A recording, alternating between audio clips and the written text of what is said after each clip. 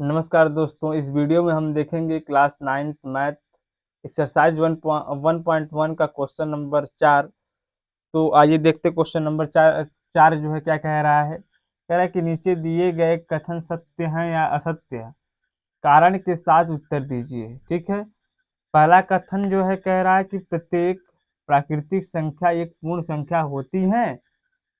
पहला जो कथन है, प्रत्येक प्राकृतिक संख्या एक पूर्ण संख्या होती है, इसको बताना है सत्य है या असत्य है, और इसका कारण भी देना है कि क्यों सत्य है। अगर सत्य है तो क्यों सत्य है, असत्य है तो क्यों असत्य है, कारण भी देना है, कारण के साथ इसका उत्तर देना है। ठीक है, तो प्राकृतिक कह रहा है कि प्रत्येक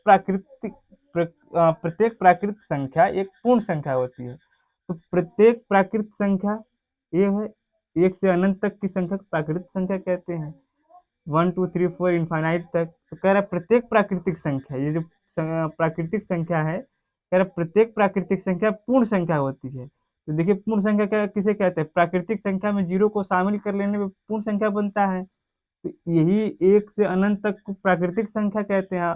और देखिए प्राकृतिक संख्या जो है होल नंबर में टोटली है, पूरा जो है नेचुरल नंबर होल नंबर में है। तो हम कह सकते हैं कि यह कथन जो है सत्य है। क्या है, सत्य है, क्योंकि क्योंकि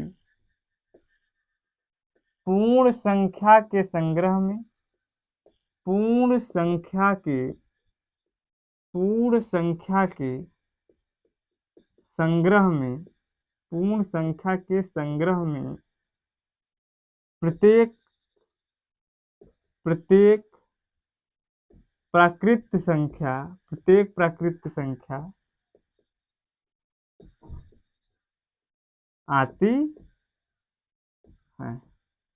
ठीक है, अब दूसरा कथन देख लेते हैं। दूसरा कथन है कि प्रत्येक पूर्णांक एक पूर्ण संख्या होती है। तो प्रत्येक पूर्णांक को आई से प्रदर्शित करते हैं, माइनस इनफाइनाइट से इनफाइनाइट तक की संख्या होती है।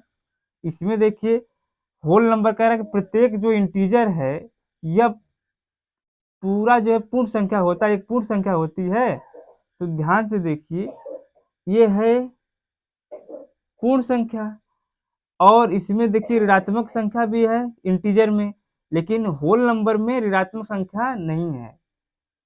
तो यह कथन जो है असत्य है। क्या है, असत्य है। क्योंकि असत्य है, क्योंकि क्योंकि प्रत्येक पूर्णांक क्योंकि प्रत्येक पूर्णांक प्रत्येक पूर्णांक पूर्ण संख्या के संग्रह में पूर्ण संख्या के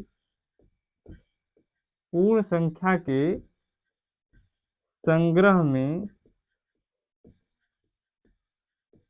नहीं आती हैं, में नहीं आती हैं।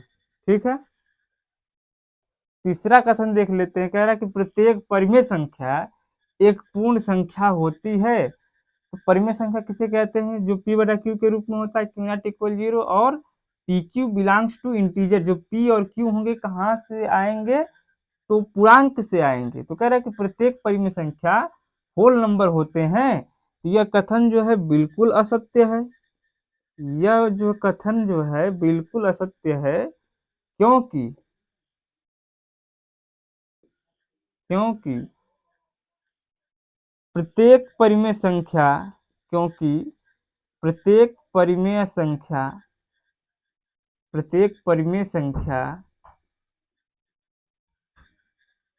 पूर्ण संख्या के संग्रह में प्रत्येक परिमेय संख्या पूर्ण संख्या के संग्रह में